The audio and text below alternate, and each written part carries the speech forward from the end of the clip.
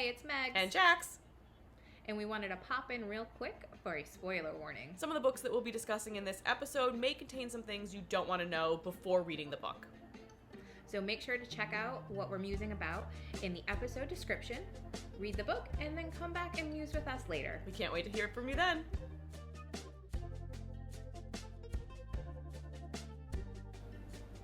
Hi, I'm Megs. And I'm Jax.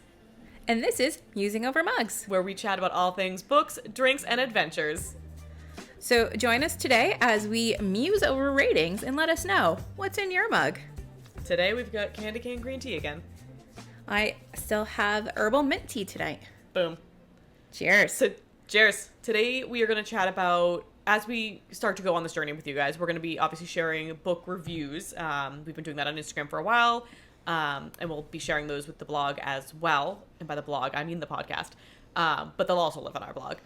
So we thought it would be good to run through each of our individual star rating scale and like what that equates to for us. And then also our official Musings mugs scale. Because they're not stars, they're mugs for the groups. Obvious reasons. So do you want to start, do you want to go like 1 to 5 or 5 to 1? You want to go bad to good or good to bad? Let's go bad to good because then we leave on a positive note. Perfect.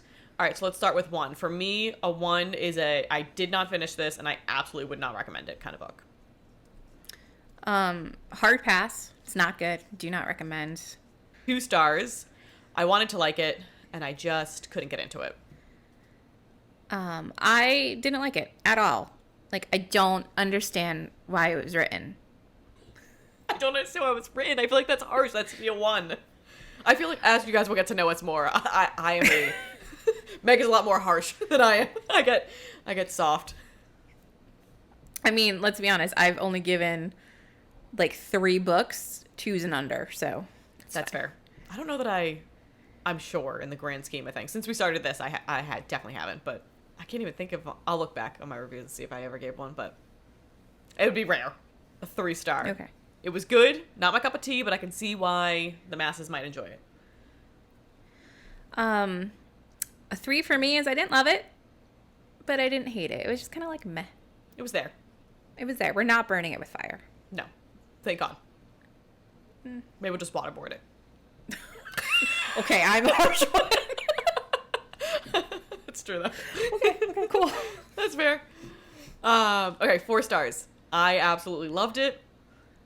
But will not become a piece of my personality and would for sure recommend it to most people. A 4 for me is I liked it. I liked it a lot. I'm probably not going to reread it, but I really enjoyed the time that I spent with it. It's like an old boyfriend. Like, I don't want to date you again. I liked my time with you for the most part, but it's done. We'll leave it there.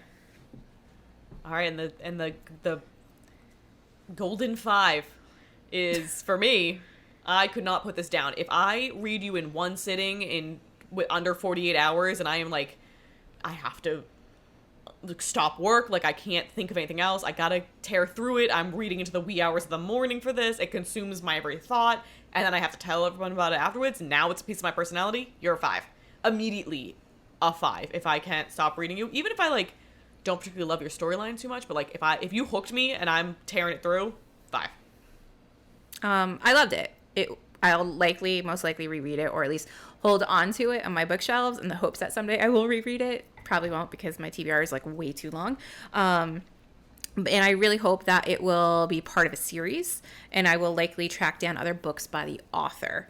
And I highly recommend it to everyone. Perfect. If you're a 4 or a 5 for me, that usually means, even sometimes some 3s, I'm going to be most 4s and 5s, I will absolutely buy the next book from that author. Some 3s, depending on what it is, like I'll continue with them. It's not like a downright, I'm out and not. Once I read you, if I like you enough, I'll keep going.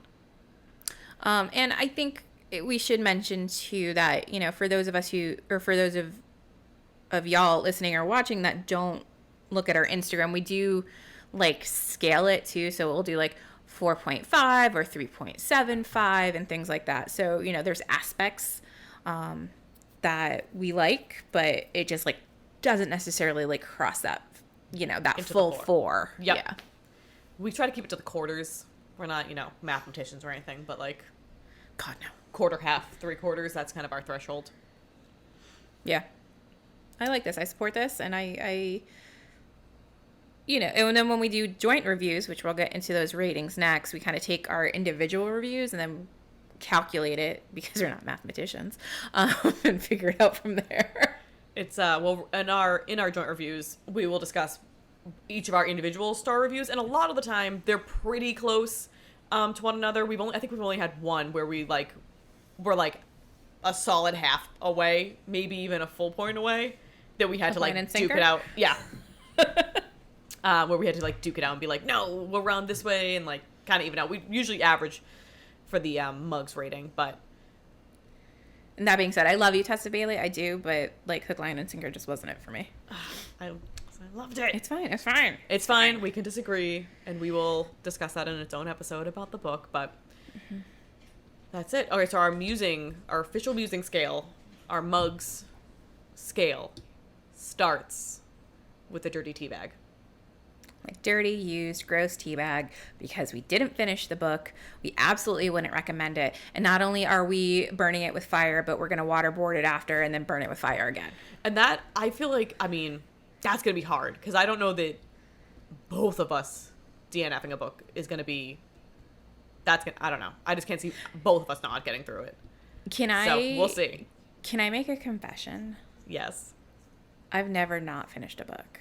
Yeah, up until I started getting, like, within the past, like, year, so, like, slightly before we started all of this, I would suffer through a book. For example, I read, unpopular opinion, Where the Crawdad Sings on my honeymoon and hated every single second of it, and I forced myself to finish it. I was like, I wasted 3 days of my honeymoon reading that book, and I can't stand it. But I did it because I was a firm believer in finishing all books. But now I'm like, reading is for fun.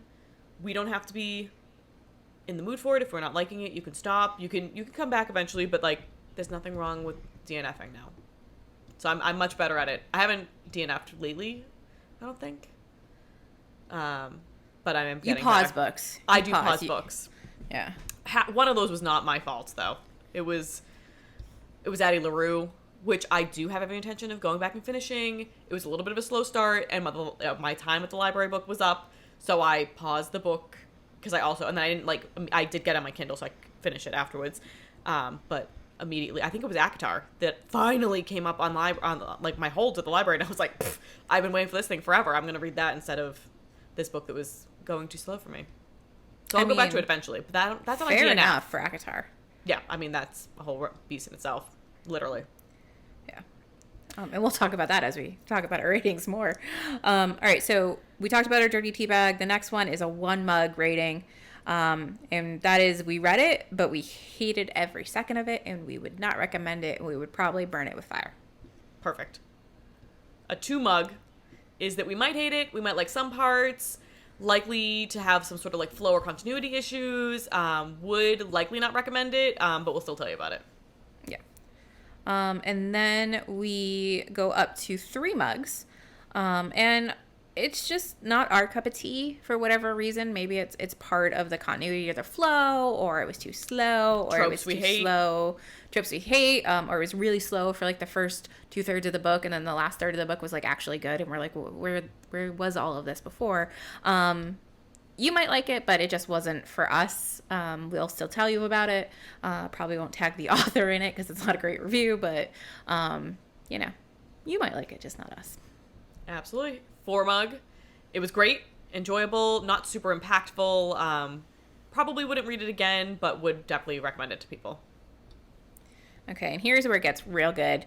5 mugs. It's amazing. Couldn't put it down. It was perfect. It was wonderful, and it leaves us wanting more, whether that's another book or more of the characters or something, a bonus chapter where we have to go to like 7 different bookstores and buy the book 7 different times to get all the bonus chapters because no one put it on Reddit yet. But we would definitely recommend it to anyone and everyone.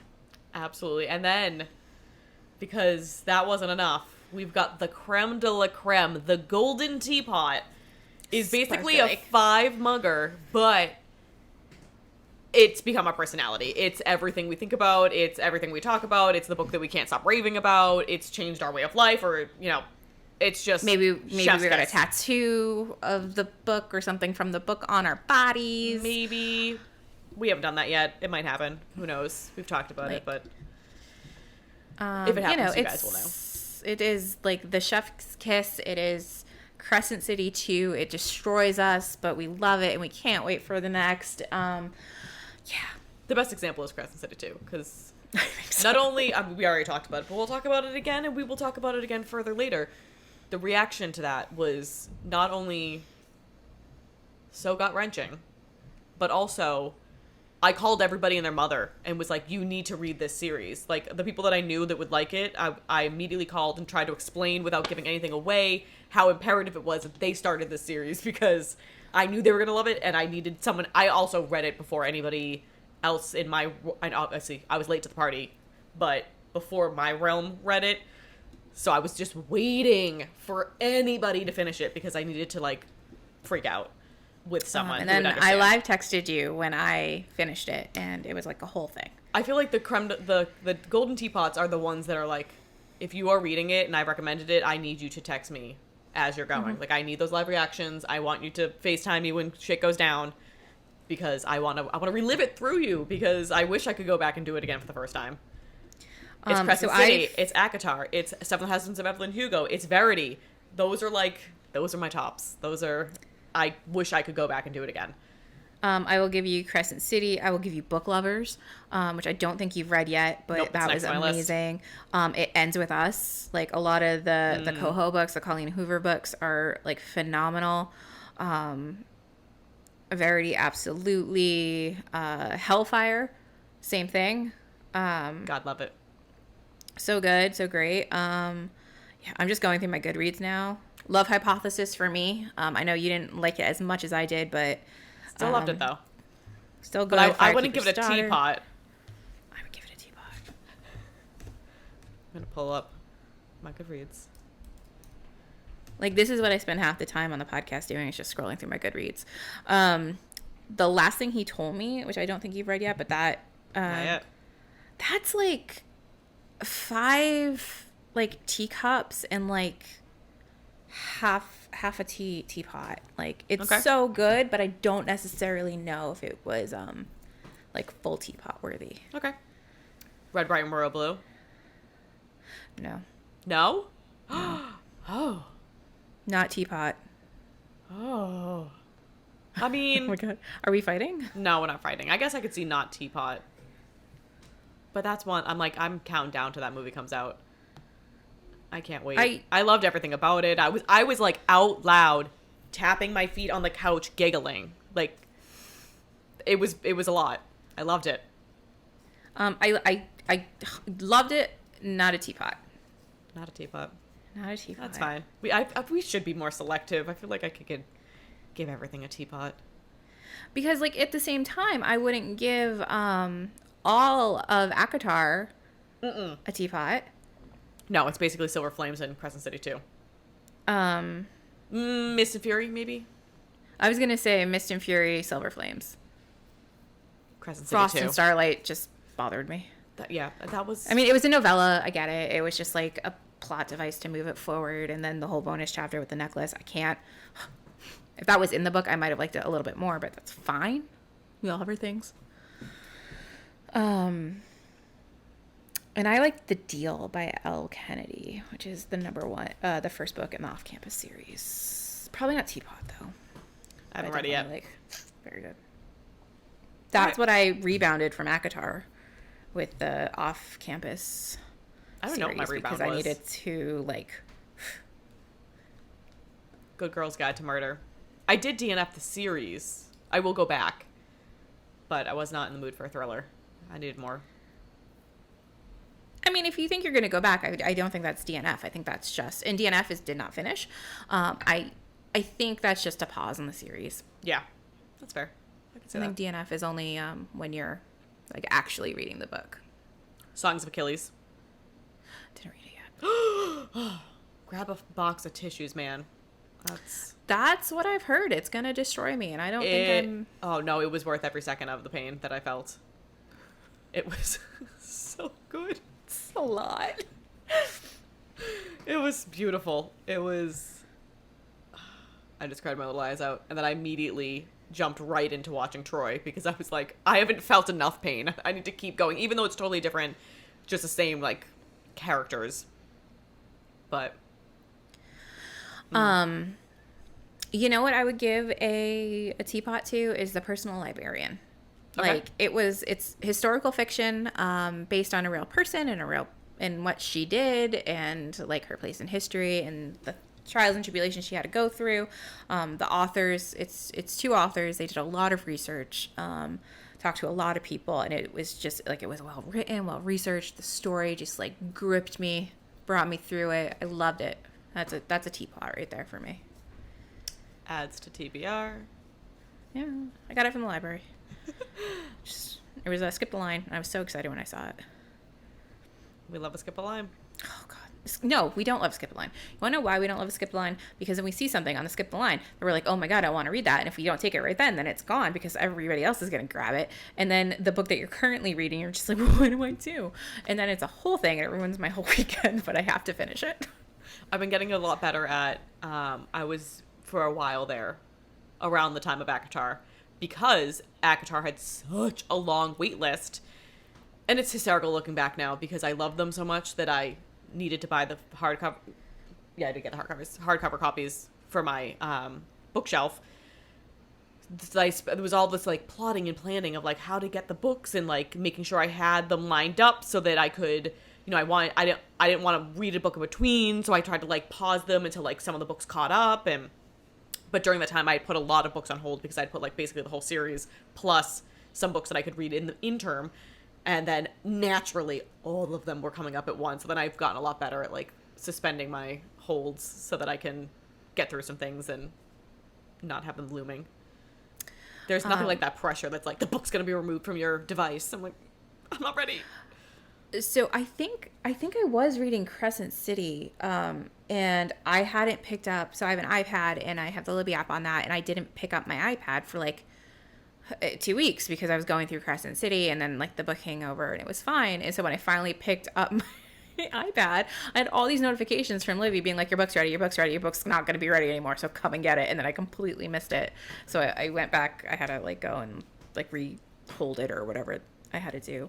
But I just had a book come up today, and I'm like halfway through this other book that I need to finish. Yeah, but halfway through, you'll be done with that in a day and a half. I know, but it's not that great, so it's hard to pick it back up. That's fair. DNF. DN. What book is it? No. I don't want to say. I don't want to like put them on blast, but it's just kind of like a... It's not putting them on blast. You're just not enjoying the book right now. And it could be you're not in the mood. It's the...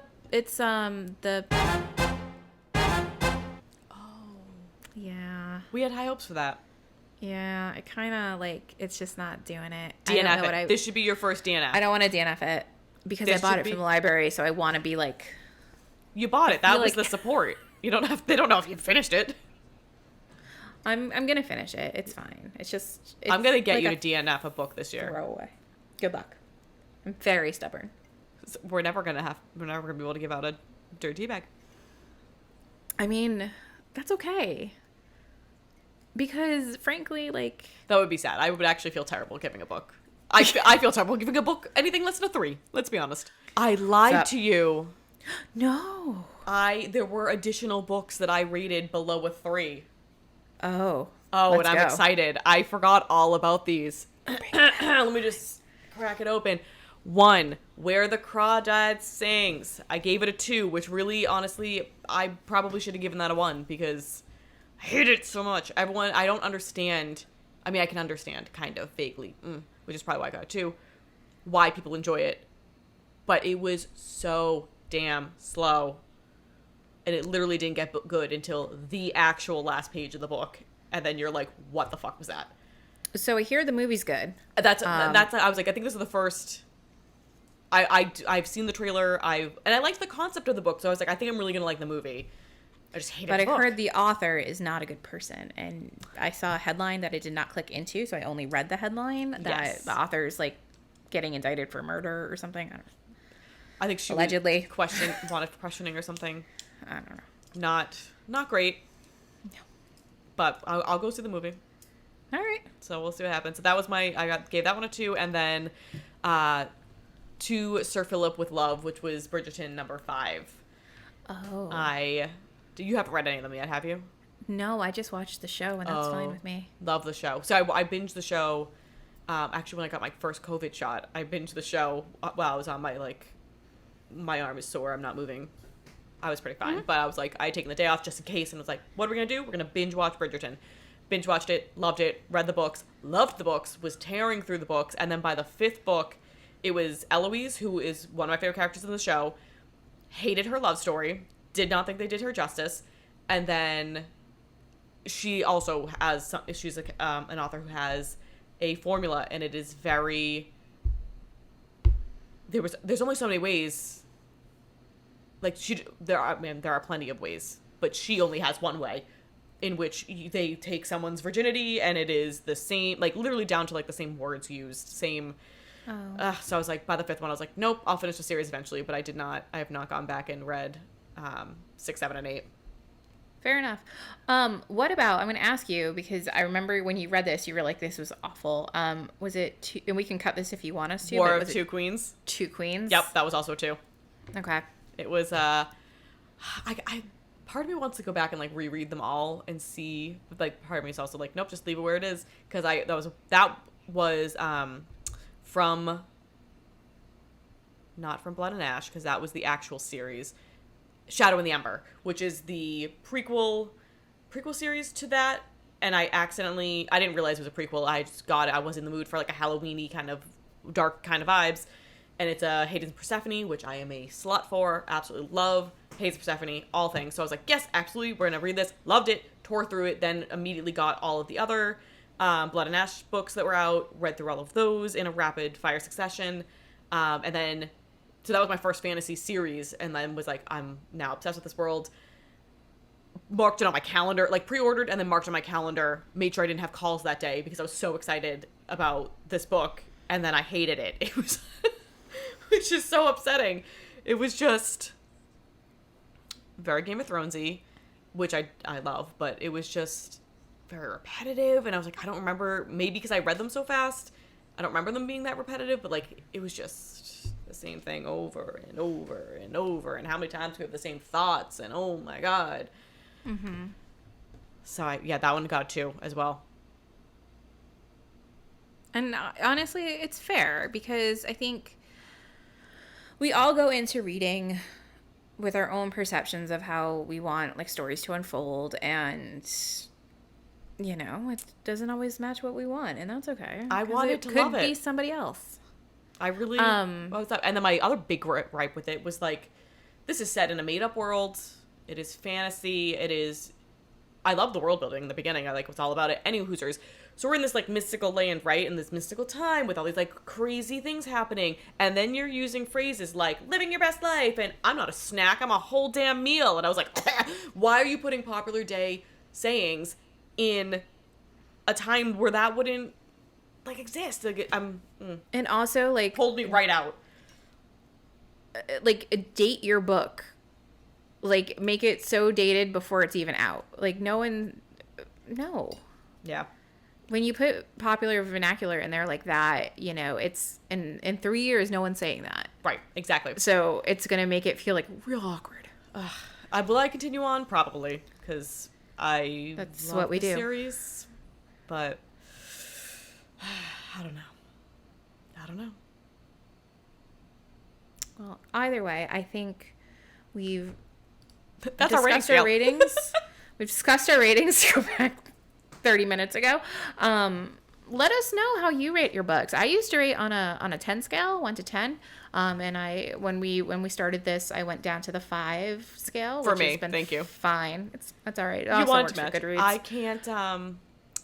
10's too much. I'm also really bad. I also feel like I'm bad at rating, at least until now. I'm getting a little bit more particular about things, but not even just with books. Like, we used to go to beer festivals a lot, and they gave you like the little booklet that you're supposed to fill out with like all the tasting notes and all these things, and I'm like, I can tell you if I enjoyed this beer or if I did not enjoy this beer. Like, it's either yes or no. I need like a 2-point scale, and that's that. I can't get into like, so like 10 is like way too many options for me. I can't. That's I would just, everything would be at least a 5, because anything less than that below is failing. That's just too mean. Fair enough. I think, yeah, but I'm curious to know how you guys rate your books, how y'all rate your books. And, do you rate them? Do you rate them differently if it's like a big established author versus an indie author? Is it if they have a publishing house versus if they're self-published, are you rating them differently? And how so? So let us know. Send us a message on our Instagram at Musing Over Mugs, and share your thoughts with us. And we're definitely interested. I'd love to know also, like, your best rated and your worst rated. Like, if you're willing to share with us, let us know, because that's also, because we're always looking for more books to read. Absolutely, it's never ending list. But I also think some of those 1-star reviews are. I've picked books because of their 1-star reviews. They're like, this was way too smutty. And I'm like, guilty. Buy it. Add to cart. Let's go for it. Yeah, like, don't give a book a bad rating because of the, like, if you know what the plot is, like, if you know it's a spicy book and you read it and you're like, oh, it's too spicy, it's not what I want. Like, know what you're reading, know what you're going into. Right. Don't give it a bad book. It's also hard, though, because, like, sometimes some of the books that I, like, it ends with us. Not that I would ever give that a bad review. I know that was kind of a weird segue, but, like, I went into that not knowing a single thing about the book, and that's the way I would want to read that book. You know what I mean? Mm-hmm. So, like, sometimes it's hard because you don't want to know, but I feel like, especially for bigger authors, 1-star reviews, it's not going to affect them, right? Who wants to see their book be torn apart or, like, no, you didn't like it, that's sad. But if it's because of something like that, where, like, it's a trope you don't like, or you don't like the content, like, if they dealt with, some heavy things that you don't, that triggered you and you didn't want to read it, fine. But, like, for indie authors, those are way more damaging. Way reviews. More impactful. And a lot of the indie authors will put trigger warnings, either in their book, like in like the front of their book or somewhere in the description, like on their storefront and things like that. So I think it's definitely up to the reader to check those before you go and buy the book. Unless you are just buying it for the cover and then don't rate it at all, or give it a rating based on the cover, which should be 5 stars. Yeah. I typically don't. If I feel like probably up to this point, we'll see if I continue on with it. But if it's, if I bought it and didn't like it, I just won't review it. Like, I won't give it a rating. Like, I'll just, it's in the ethers. I had more bad reviews than I thought I did on there. Unless, if I, like, hate the book with a passion, like I do those too, for very, like, valid reasons, if you've read the books, like, that's why I will rate them badly. It's because it's not just the endings of those books. It was a lot of things leading up to them. But in general, like, I try not to rate anything below a 3. If you got below a 3, you've earned it. You did something wrong. You did something wrong. But again, I finish all my books. So I don't, proudly now. We'll see how long I can hold out. Own it. Team DNF. That sounds dirty. It does. Well, thanks so much for joining us today. Please subscribe and rate our episode. Speaking of ratings, rate our episode if you liked it. If you didn't like it, please don't rate it. Don't break our hearts. But do send us a message. Let us know what we could be doing better or what you want to hear. Give us some podcast topics. We have a whole list of topics, but obviously we want to give you all what you want to hear. What you want to hear. So let us know and visit our website at musingovermugs.com, and make sure you're following our Instagram at musingovermugs. And if you found us on TikTok, we are sorry. We are trying. It is way harder than we thought, but we are doing our best. Working with what we got. And that's, if you want us good content, Instagram is where it's at. Absolutely. That's our comfort zone. So thanks so much, and make sure to tune in to our next episode coming soon. Cheers, guys. Bye.